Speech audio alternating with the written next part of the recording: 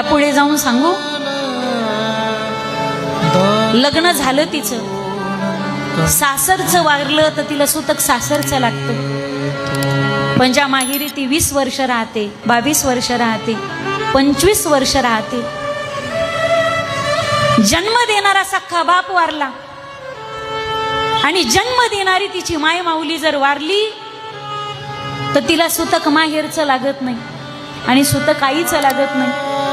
तिला लोक सांगतात ही पाहुणी आहे बरं, ही पाहुणी, हिला सुतक नाही. अरे कसं सुतक नाही?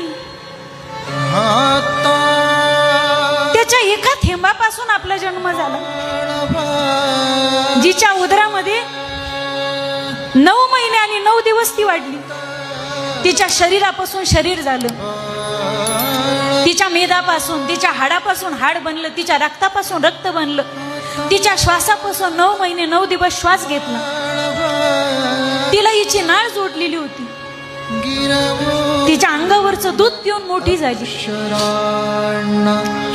20 वर्ष ज्या मायबापाच्या छायेछत्र खाली वाढते ना, पण लग्न झालं आणि जन्म देणारे जन्मदाते जर मायबाप वारले तर लोक सरळ म्हणतात तिचं ही पाहुणी, हिला मायबापाचं सुतक नाही.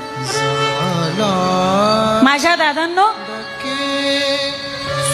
तुम्ही तिच्या गळ्यात मंगळसूत्र घातलं आणि तुम्ही तिच्या भांगात कुंकू भरलं, तुमचं नाव तिच्या नावाला लागलं, त्या क्षणापासून पत्नी पतीला इतकी समर्पित असते, इतकी समर्पित असते, त्याच्या सावलीसारखी बनून राहते, त्याच्या दुःखात सुखात, त्याच्या आजारपणात साथ देते.